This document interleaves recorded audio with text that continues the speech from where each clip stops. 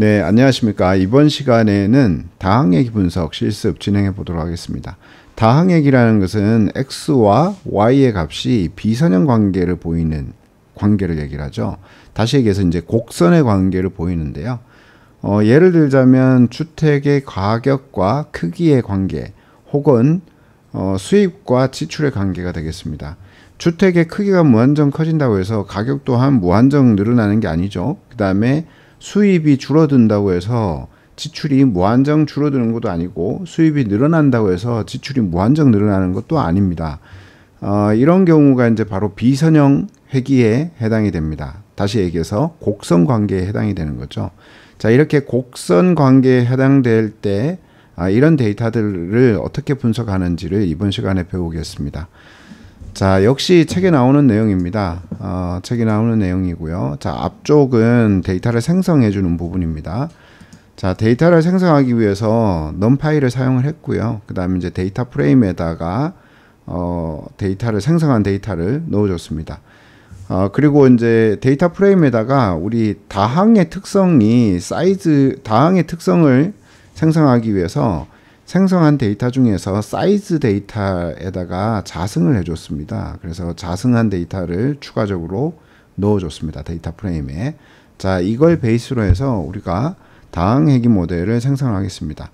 다항얘기 모델은 첫 번째 독립변수 생성하고요. 그 다음에 종속변수 생성, 그리고 상수항 추가, 회귀 모델 생성 순으로 하도록 하겠습니다.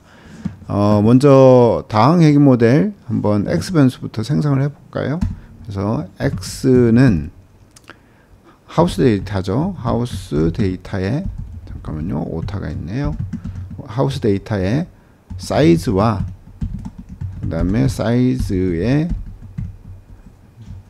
2. 네. 자, 이렇게 되죠. 네.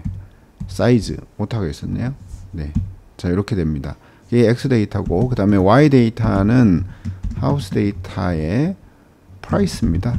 그죠? 프라이스입니다. 그래서 XY 데이터들을 자, 이렇게 변수로 연결시켜 줬고요. 자, 그 다음에 이제 종속 변수를 생성을 해야 되는데, 종속 변수 생성했죠? 자, 위에서 생성했습니다. 자, 붙이고요. 네. 그 다음에 우리가 상수항을 추가를 해줘야 됩니다. 그래서 sm에다가 좀 add constant를 하시고, 자, x를 넣어주고요. 네, 그리고 이걸 다시 x로 받도록 하겠습니다. 그리고 나서 이제 회귀 모델을 생성하겠습니다. sm.ols를 호출하고요. 여기에 yx.fit 해서 모델을 적합을 시키겠습니다. 훈련을 시키는 거죠. 그래서 모델로 만들겠습니다.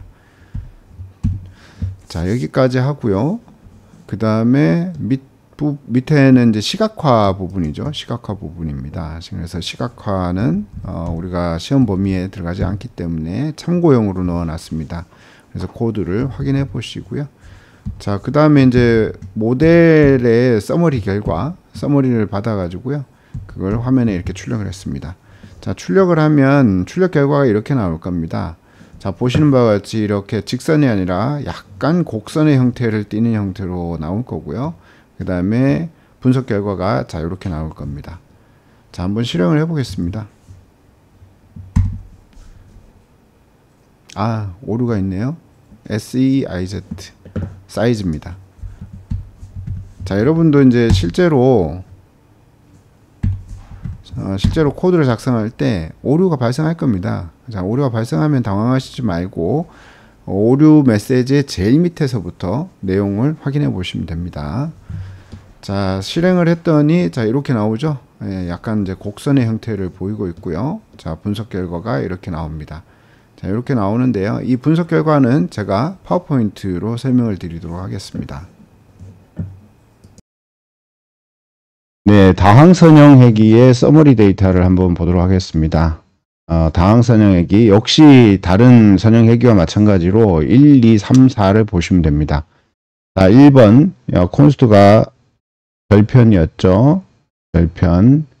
자, 이게 이제 이 절편, 이 X축과 Y축이 있다면 자, 요 지점이 절편이죠. 예, 절편.